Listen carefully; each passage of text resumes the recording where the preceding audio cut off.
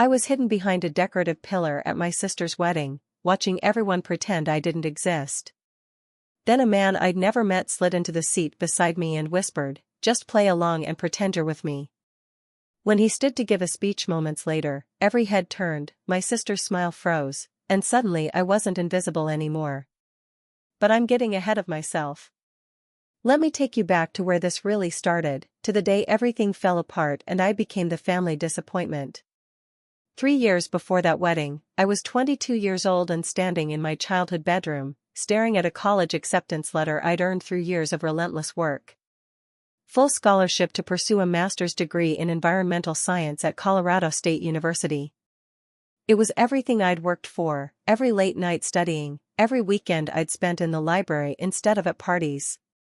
This letter represented my future, my chance to make a difference in the world. I ran downstairs, clutching the letter like it was made of gold. My parents were in the kitchen, my mother preparing dinner, my father reading the newspaper at the table. My older sister Amara sat at the counter, scrolling through her phone with that bored expression she always wore when I was around. "Mom, Dad, I got in!" I burst out, unable to contain my excitement. Colorado State accepted me for their environmental science program. Full scholarship. Can you believe it? My mother glanced up from the vegetables she was chopping, her expression neutral. "That's nice, dear." "Nice? Just nice?" My father lowered his newspaper, his eyes settling on me with that look of disappointment I'd come to know so well. "Environmental science," he repeated slowly, as if the words tasted bitter. "And what exactly do you plan to do with that?" "I want to work in conservation, Dad. Climate research, maybe policy work."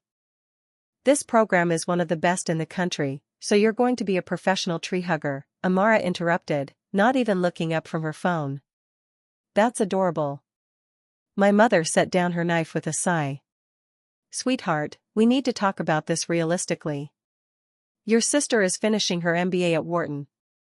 She already has job offers from 3 different investment firms. That's a real career. What you're describing sounds more like a hobby." The words hit me like a slap. A hobby? Mom, climate change is the defining challenge of our generation. Someone needs to pay rent and buy groceries," my father cut in, folding his newspaper with deliberate precision. "Someone needs to think about retirement and health insurance and building a real life. Frankly, I'm disappointed. We raised you to be practical, to make smart choices. This isn't one of them." I stood there, the acceptance letter trembling in my hands, feeling something inside me crack. "But it's a full scholarship." "I won't need your money." "It's not about the money," my mother said, though her tone suggested it absolutely was about the money. "It's about your future. You're a bright girl. You could do something meaningful with your life if you just apply yourself properly." Meaningful. As if the work I wanted to do, protecting the planet, conducting research that could help future generations, wasn't meaningful. Amara finally looked up from her phone, a small smile playing at her lips. "You know what? Let her go. Let her spend 2 more years playing in the dirt and studying beetles or whatever. When she realizes she can't get a real job with that degree, maybe she'll grow up and join the adult world." My father nodded slowly. "You're right. Maybe she needs to learn this lesson the hard way." That night, lying in bed, I made a decision. I would go to Colorado State. I would prove them wrong. I would show them that my passion wasn't a phase or a hobby, but a legitimate career path that mattered just as much as Amara's precious MBA. But what I didn't know then, what I couldn't have known, was how much harder that choice would make everything that followed. I moved to Fort Collins that August with everything I owned packed into my beat-up Honda Civic. My parents didn't help me move. They didn't even come to say goodbye. My mother had given me a stiff hug the night before I left and said, "Call us when you're ready to talk sense." The graduate program was intense from day one. While I didn't have to pay tuition thanks to my scholarship, I still needed money for rent, food, and basic living expenses. I found a tiny studio apartment on the edge of town, The cheapest place I could find that didn't have visible mold or a broken front door. The neighborhood was rough, but I told myself it was temporary, that I just needed to get through 2 years and then everything would be better.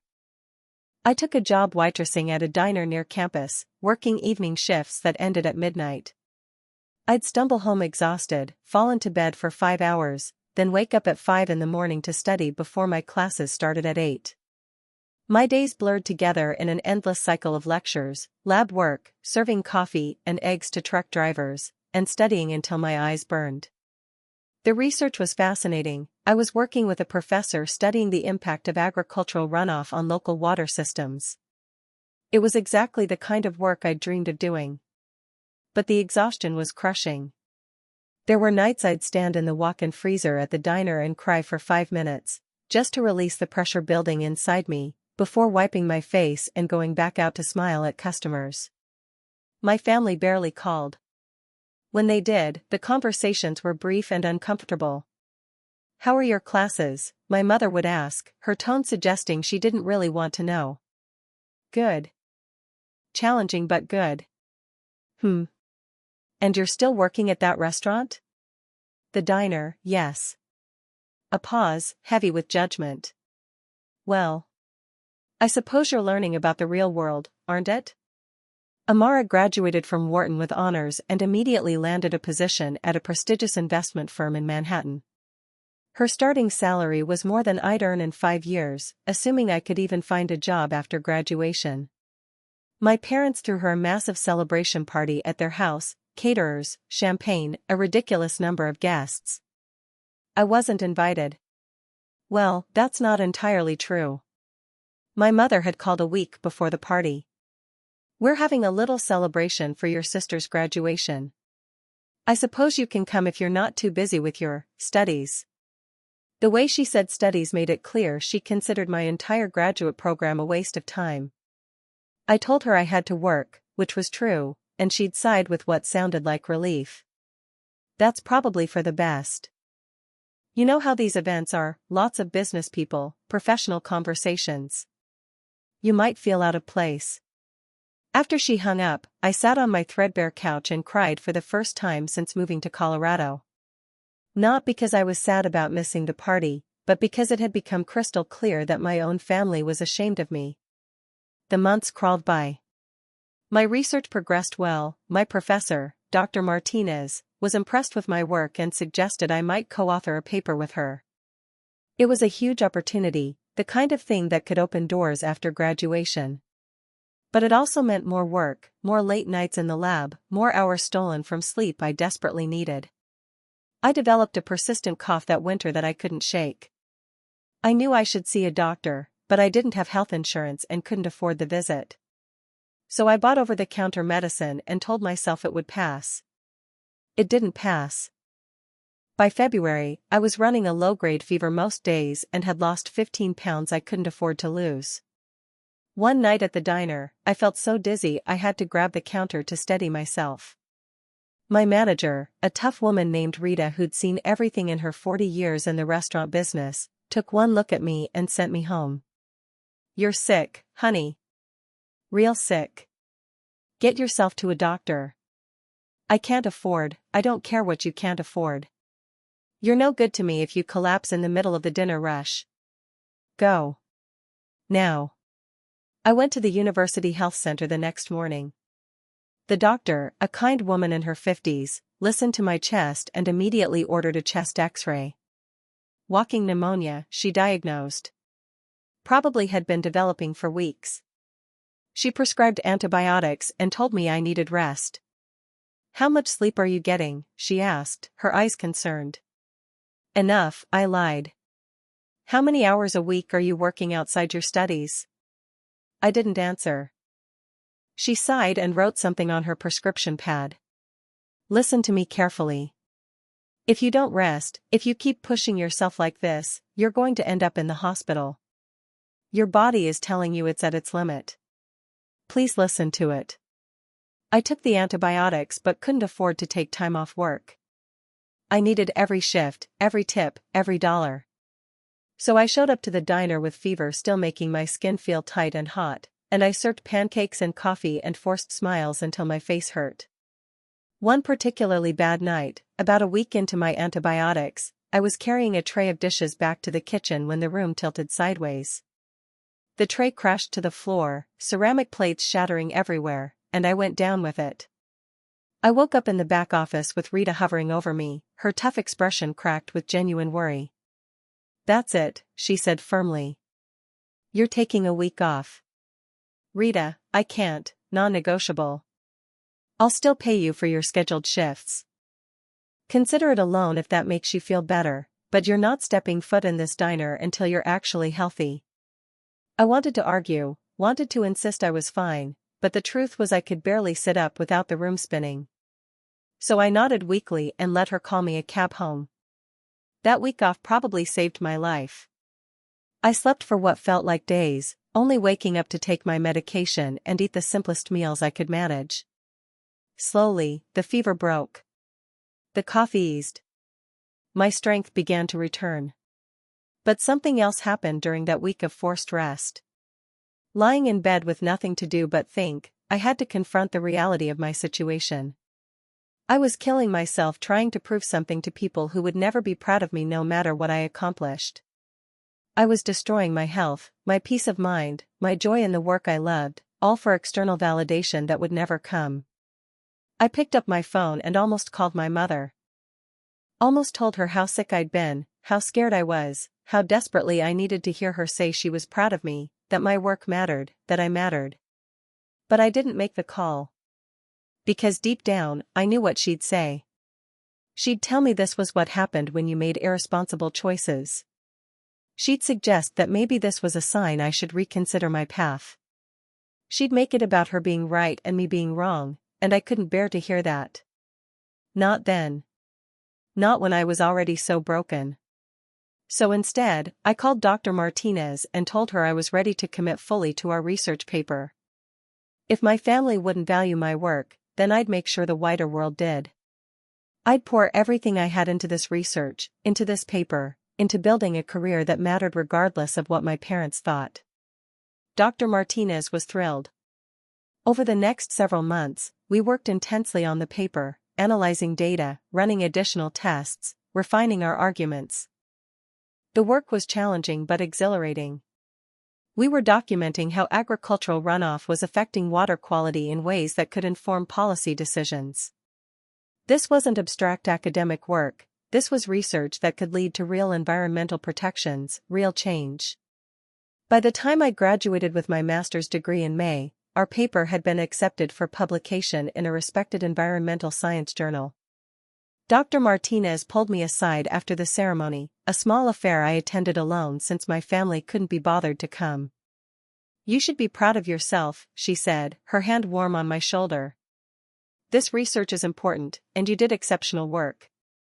I've already been contacted by the State Environmental Agency. They're interested in hiring someone to continue this research and help develop new water quality standards. I recommended you." My heart soared. Really? Really? The pay isn't great by private sector standards, but it's meaningful work with real impact. Exactly what you came here to do. I got the job. It paid $42,000 a year, a fortune compared to what I'd been living on, though I knew Amara probably spent that much on her wardrobe. But it didn't matter. I was doing work I believed in, work that mattered, work that was making a tangible difference. I moved into a better apartment, finally able to afford a place with heat that worked consistently and neighbors who didn't scream at each other at 2 in the morning. I bought furniture that wasn't secondhand and falling apart. I paid off my credit card debt from all those months of barely surviving. I started to build a life that felt stable and real. My parents still barely called. When they did, they'd ask perfunctory questions about my little job and change the subject quickly. Amara never called at all.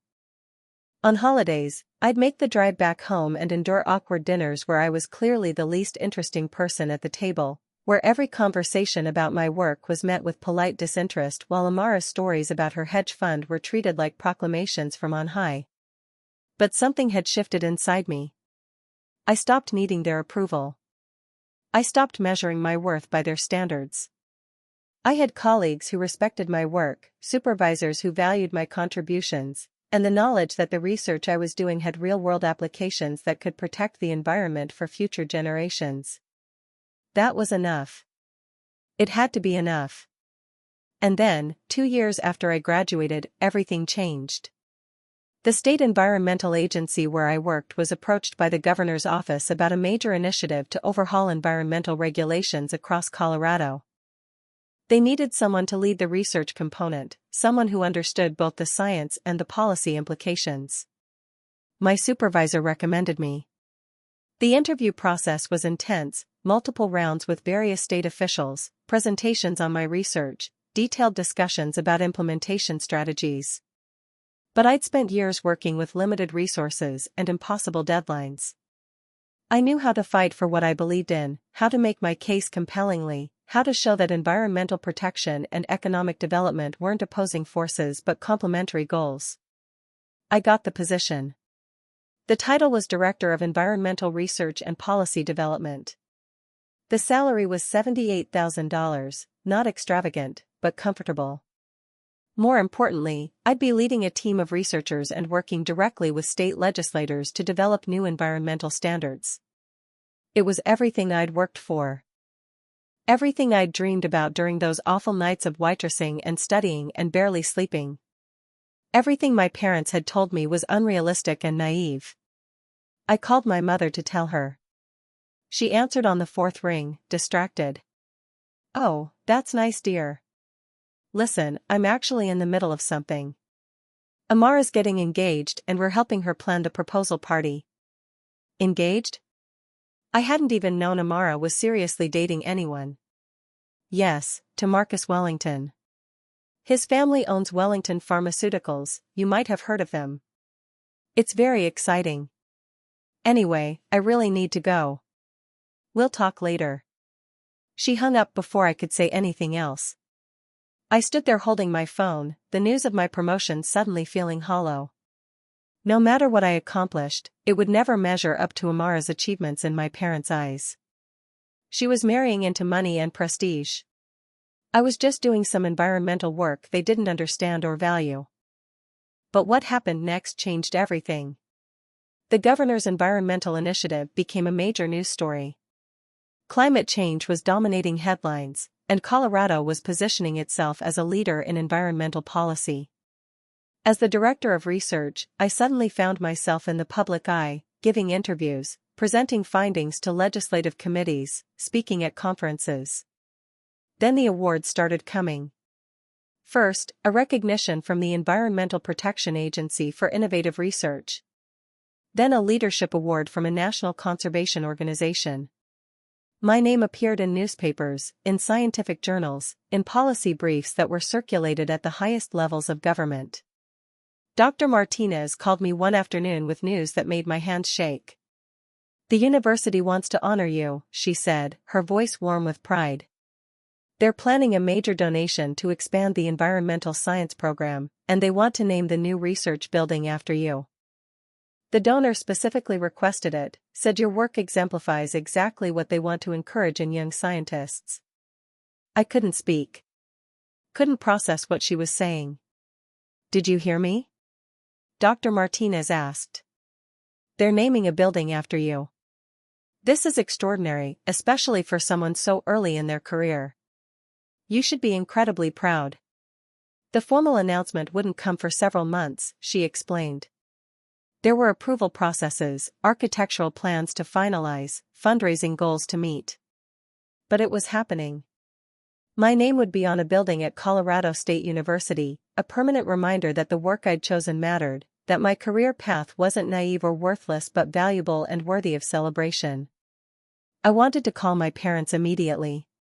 Wanted to shout that I'd been right all along, that the career they'd dismissed as a hobby had led to something remarkable.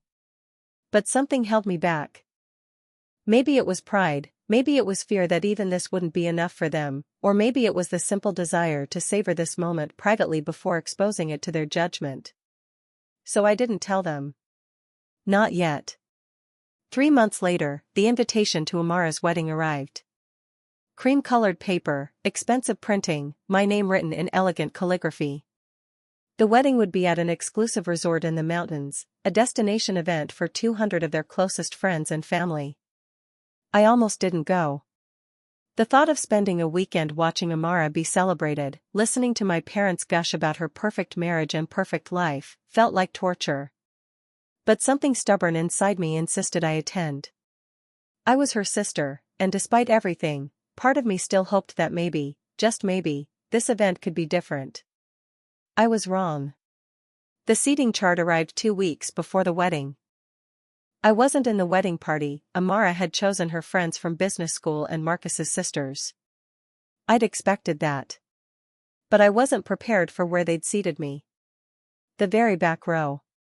The last seat in the last row, partially hidden behind a decorative pillar that supported the ceremony arch. I held that seating card and felt 3 years of hurt and dismissal crystallize into something hard and sharp in my chest. This wasn't an oversight. This was deliberate.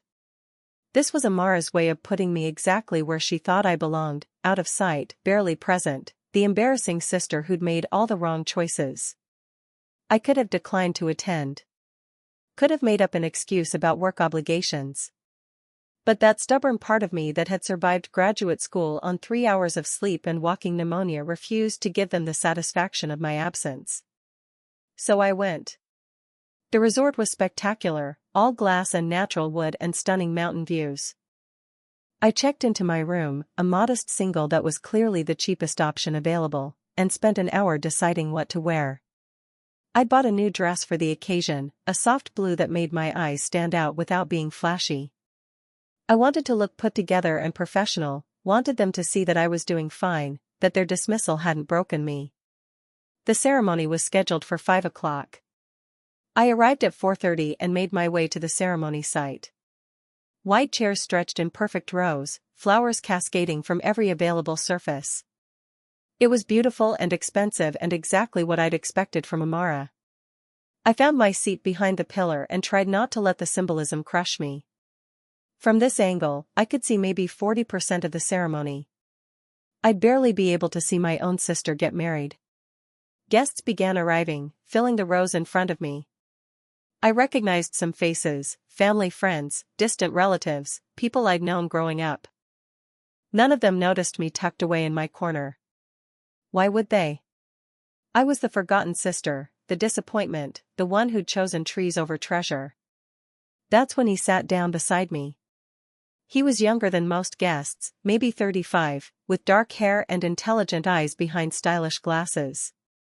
His suit was perfectly tailored, and he had the kind of easy confidence that suggested he was comfortable anywhere. He glanced at me and smiled slightly, a flash of sympathy crossing his face. "Quite a view from here," he said quietly, his voice carrying just a hint of amusement.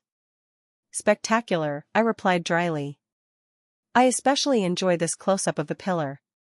He laughed softly. "I'm Julian. And judging from your seating assignment, you're either someone's least favorite relative or you have a terrible wedding planner. Grace. And I'm the bride's sister, actually." His eyebrows rose in surprise. "Her sister? And they put you," he gestured at our obstructed view. "Yep. I'm not part of the aesthetic, apparently." Julian studied me with an intensity that made me self-conscious. "Well, that seems like a catastrophic oversight on their part." Before I could respond, the ceremony music started. The wedding party processed down the aisle, bridesmaids in matching sage green, groomsmen in navy suits. Then came Amara on my father's arm, looking absolutely stunning in a lace gown that probably cost more than my car. I craned my neck trying to see around the pillar. Julian noticed and shifted slightly in his seat, angling himself so I had a better view through the gap. "Thank you," I whispered. "Nobody should be invisible at their own sister's wedding," he whispered back. The ceremony was traditional and lovely, from what I could see of it. Amara and Marcus exchanged vows I could barely hear, exchanged rings, kissed to enthusiastic applause. Married. My sister was married, and I'd watched it happen from behind a pillar like a ghost at the feast. As guests began standing and moving toward the cocktail reception, Julian turned to me. Listen, I have a proposition for you. This reception is going to be awkward for both of us. I'm here as a +1 for a colleague who got food poisoning last night, so I know exactly 3 people at this wedding. What do you say we face it together? Just pretend you're with me. It'll be easier for both of us. I hesitated. This stranger was offering me a lifeline, but accepting it felt like admitting I needed help, that I couldn't handle this alone. You don't have to pity me, I said. I'm fine. It's not pity. It's strategic alliance.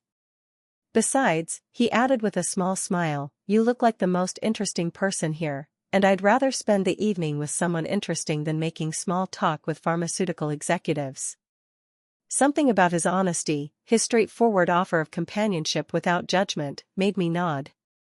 Okay. Strategic alliance. We walked together to the cocktail reception, my arm linked through his in a way that looked natural and intentional.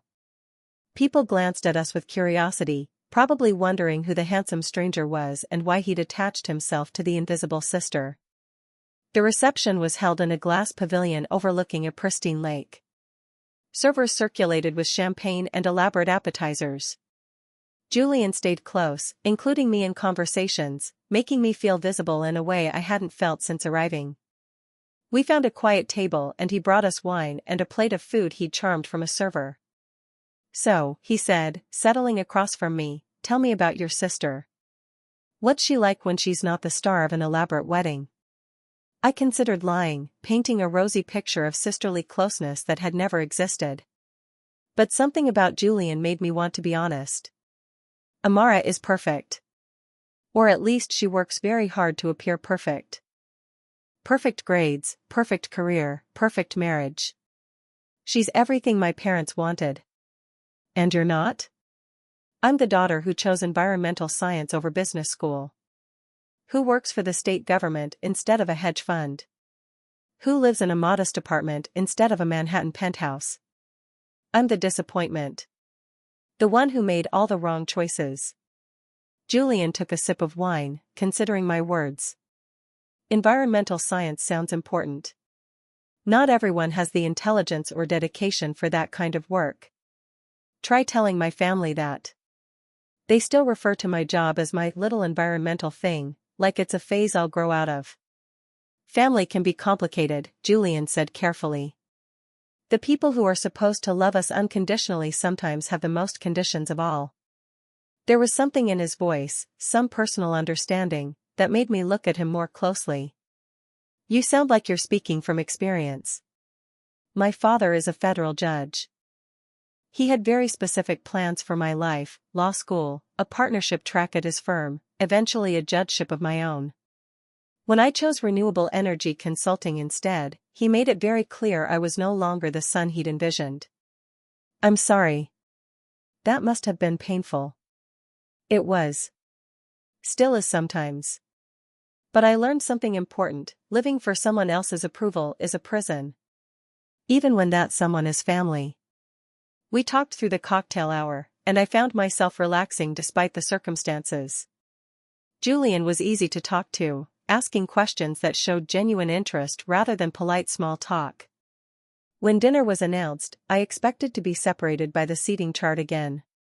But Julian had other plans. Where are you seated for dinner? He asked. I showed him my place card, a table in the far corner, positioned so I'd need to crane my neck awkwardly to see the head table where Amara and Marcus would sit. Julian looked at his own card, then at mine, then made a decision. He pocketed both cards. What are you doing? I asked. Fixing a problem. Come with me. Before I could protest, he guided me to a table much closer to the front, clearly designated for important guests. He pulled out a chair for me with confidence, and I sat, my heart pounding. Julian, we can. And we did. If anyone asks, there was a mix-up with the seating assignments and we're fixing it ourselves.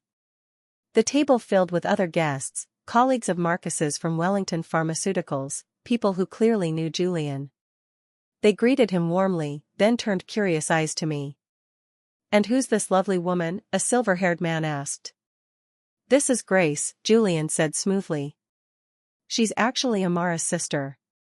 The man's eyebrows rose. I didn't realize Amara had a sister. She never mentioned it during all our planning meetings. The comment stung even though I'd expected it. My own sister had worked closely enough with these people to plan aspects of her wedding, and she'd never once mentioned having a sibling. "I tend to keep a low profile," I said, keeping my voice neutral. Dinner was served in courses, each more elaborate than the last. Julian kept his hand on mine under the table, a steady anchor as speeches began. Marcus's father spoke about welcoming Amara into their family, about how perfect she was for his son. My mother stood next, gushing about Amara's accomplishments, about what a joy she'd been to raise, about how proud she was of the woman Amara had become. She didn't mention me once. Not even to acknowledge that Amara had a sibling. I felt Julian squeeze my hand tighter. The best man speech followed, then the maid of honor, story after story about Amara's perfectionism and success and wonderful qualities. My name never came up. It was as if I'd been edited out of family history entirely. After dessert, an elaborate but oversweet creation that I critiqued silently in my head, the reception transitioned to dancing. Amara and Marcus took the floor for their first dance, looking like something from a magazine. Julian stood and offered his hand. "Dance with me? You don't have to keep playing the attentive date." "I know. But I want to." He led me onto the dance floor, and we swayed to the music. In his arms, I felt less alone than I had in months. "Thank you," I said quietly. "For tonight. For making me feel visible. You're remarkable, Grace. More remarkable than anyone at this wedding. They're just too blind to see it." His words touched something deep inside me, and I had to blink back tears. When the song ended, we slipped outside onto a terrace overlooking the gardens. The evening air was cool and welcome. "I shouldn't have come," I admitted. "I knew it would be like this, but some stupid part of me hoped it would be different." "Family dynamics are complicated," Julian said. "Sometimes the people who should see our worth are the last ones to acknowledge it." We stood in comfortable silence for a moment. Then Julian turned to me, his expression serious. "Can I tell you something? Watching how your family treated you tonight made me angry. Not just sympathetic, but genuinely angry. You deserve better than to be hidden behind pillars and forgotten in speeches." "That's kind of you to say." "I'm not being kind. I'm being honest." He paused. "What if there was a way to change things? To make them see you differently?" "What do you mean?" "My consulting firm works with Wellington Pharmaceuticals on sustainability initiatives. It's a major account, millions of dollars in contracts. What if they had to acknowledge you because you were connected to someone they needed?" I stared at him, understanding dawning. "You're suggesting we keep up this fake dating thing?" "I'm suggesting we date for real. I've enjoyed every moment with you tonight, and I'd like to see you again. But yes, as a side benefit, your family might finally have to treat you with the respect you deserve." It should have felt manipulative. But standing there after a day of being invisible and dismissed, the idea of finally being seen was intoxicating. "This is complicated," I said. "The best things usually are." Over the next few months, Julian and I built something real. What started as mutual support evolved into genuine affection. He was brilliant and kind and passionate about his work in ways that matched my own dedication. We understood each other's drive, our need to do work that mattered. We kept our relationship quiet at first, but eventually, word reached my family. My mother called, her voice tight with forced politeness. "I heard from Amara that you're seeing someone." "Someone who works with Marcus's company?" "Yes. His name is Julian." "How nice.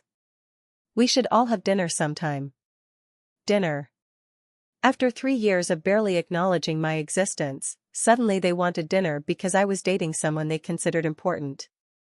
But what happened next changed everything completely. 6 months after Amara's wedding, Colorado State University made the formal announcement. They were breaking ground on a new environmental research facility, and it would be named the Grace Hammond Center for Environmental Science and Policy. The news spread quickly. My name appeared in headlines, in university press releases, in articles about the future of environmental research. The center would house state-of-the-art labs, bring in millions in research funding, and establish Colorado State as a leader in environmental policy development. Dr. Martinez called me, laughing with joy. "Your parents are going to lose their minds when they find out." She was right. My mother called that evening, her voice strange and careful. "Grace, we just saw the news about the university. They're naming a building after you?" "Yes. That's quite an honor." "It is." A pause. "Why didn't you tell us?" "This is huge. I didn't think you'd be interested." "You never were before." The silence on the other end was deafening. Finally, my mother spoke, her voice smaller than I'd ever heard it. "Grace, I think we need to talk. Really talk. Can you come home this weekend?" I went home that Saturday. My parents were waiting in the living room, looking uncomfortable in a way I'd never seen. Amara was there too, perched on the edge of the couch, for once not looking at her phone. My father spoke first. "We owe you an apology. A significant one." I sat down, waiting. "We were wrong," my mother continued. "About your career, about your choices, about everything. We thought we were pushing you toward a practical life, but what we were really doing was dismissing work that actually matters. Work that's changing things in ways we didn't understand." "We saw the announcement," my father added. "We read about your research, about the policy work you're doing. We had no idea. And we should have. We should have asked, should have paid attention. We failed you as parents." It was everything I'd wanted to hear for years. But sitting there, listening to them finally acknowledge my worth, I felt strangely empty. "Do you know why you didn't know about my work?" I asked quietly. "Because you never asked. Because every time I tried to tell you, you changed the subject or made it clear you weren't interested. Because you measured my worth by Amara's standards instead of seeing me for who I actually am." Amara flinched. "Grace, I'm sorry too. I was competitive and cruel, and I made you feel small because it made me feel bigger." "That was wrong." "Why now?" I asked. "Why apologize now that there's a building with my name on it? Would you be sorry if I was still just working my little environmental job?" My mother's eyes filled with tears. "That's a fair question. And I don't know if we can answer it in a way that makes us look good. Maybe we needed this wake-up call. Maybe we're more shallow than we want to admit. But Grace, whatever the reason, we're sorry. And we want to do better. If you'll let us." I looked at these people, my family, who'd hurt me so deeply, who were now offering apologies that came 3 years too late. Part of me wanted to reject them, to make them feel a fraction of the pain they'd caused me. But another part, the part that had chosen environmental work because I believed in healing and restoration, knew that holding on to anger would only poison me. "It's going to take time," I said finally. "You can't erase 3 years of feeling worthless with one apology." "We understand," my father said. "Take all the time you need. But please know, we're proud of you. Incredibly proud. And we should have told you that years ago." Rebuilding a relationship with my family was slow and often painful. There were setbacks, moments when old patterns resurfaced and I had to set firm boundaries. But gradually, something shifted. My mother started asking real questions about my work, listening to the answers. My father attended a lecture I gave on climate policy. Amara and I met for coffee and had actual conversations where she treated me like a person, not a competitor. The Grace Hammond Center for Environmental Science and Policy broke ground the following spring. My parents were there, standing in the crowd as I gave a speech about the importance of environmental research. I saw my mother crying, and for the first time, those were tears of pride instead of disappointment. Julian stood beside me through all of it, the facility groundbreaking, the slow healing with my family, the continued growth of my career. What had started as a strategic alliance at a wedding where I was hidden behind a pillar had evolved into a partnership built on mutual respect, genuine affection, and shared values. 2 years after we met, Julian proposed.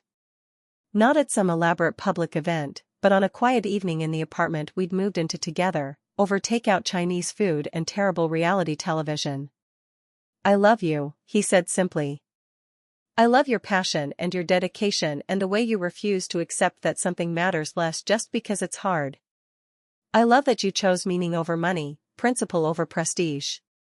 Will you marry me?" I said yes. We got married at the Grace Hammond Center, in the bright atrium surrounded by windows overlooking the mountains. It was a small ceremony, close friends, colleagues who'd become family, and yes, my parents and Amara. But this time I wasn't hidden behind a pillar. I was standing in the center, in a building that bore my name, surrounded by people who saw me and valued me exactly as I was. During the reception, my mother pulled me aside, her eyes bright with tears. "I'm so proud of you," she said. "Not because of the building or the awards or the prestigious career. I'm proud because you knew who you were and what mattered to you, and you stayed true to that even when we made it so hard. You're stronger than I ever was." "Thank you," I said. "That means more than you know." Looking back now, I can trace the trajectory of my life. From that day I stood in my childhood kitchen holding an acceptance letter and being told I was making a mistake, through the years of struggle and poverty and crushing self-doubt, to this moment of triumph and recognition. The truth is, my family's rejection broke something in me. But it also freed me. Because once I stopped seeking their approval, once I stopped measuring my worth by their standards, I was free to pursue what actually mattered. Free to do work that aligned with my values. Free to build a life that felt authentic and meaningful. Would it have been easier if they'd supported me from the beginning? Absolutely. Would I have suffered less? Without question. But I also wonder if that easier path would have given me the same strength, the same certainty about who I am and what I value. Sometimes the people who are supposed to see us most clearly are the ones most blinded by their own expectations. Sometimes the family that's supposed to support us unconditionally places the most conditions on their love. And sometimes, being the disappointment isn't a failure, it's a liberation. If you're reading this and you feel invisible, if you're the one hidden behind the pillar while others celebrate, if your choices are dismissed and your worth is questioned, please hear this: your value isn't determined by whether others can see it. Your work matters even if it doesn't fit conventional definitions of success. Your path is valid even if it's different from what was expected. I spent years trying to prove myself to people who'd already decided I wasn't enough. It wasn't until I stopped performing for their approval and started living for my own satisfaction that everything changed. The recognition, the awards, the building with my name, those came because I committed fully to work I believed in, not because I was trying to impress anyone. The stranger who sat beside me at my sister's wedding and made me feel visible in that moment of invisibility turned out to be the partner who would stand beside me for life. But more importantly, that evening marked the moment I started to truly see myself, not through my family's eyes, but through my own. And in my own eyes, I was never a disappointment. I was a woman who chose meaning over money, purpose over prestige, authenticity over approval. I was someone who believed that protecting the environment mattered more than protecting my parents' image of success. I was strong and dedicated and valuable, whether or not anyone else could see it.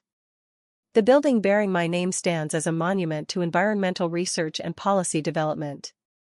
But for me, it represents something more: proof that the path less approved of, the career less celebrated, the choices less understood can still lead somewhere extraordinary. Proof that being the family disappointment might actually mean you're the one brave enough to be yourself. So to every woman who's been hidden behind a pillar, metaphorically or literally, to everyone who's been told their passion isn't practical, their dreams aren't realistic, their choices aren't good enough, keep going. Your worth exists independent of others' recognition. Your work matters even if it's not understood. And sometimes, being underestimated is the greatest gift, because it frees you from the pressure of expectations and allows you to exceed them entirely. I was Grace Hammond, the daughter who made all the wrong choices. Now I'm Dr. Grace Hammond, Director of Environmental Research and Policy Development, wife to a man who saw my value when I was invisible to my own family, and namesake of a research center that will advance environmental science for generations. And it all started from behind a pillar, with a stranger who reached for my hand and reminded me that I deserved to be seen.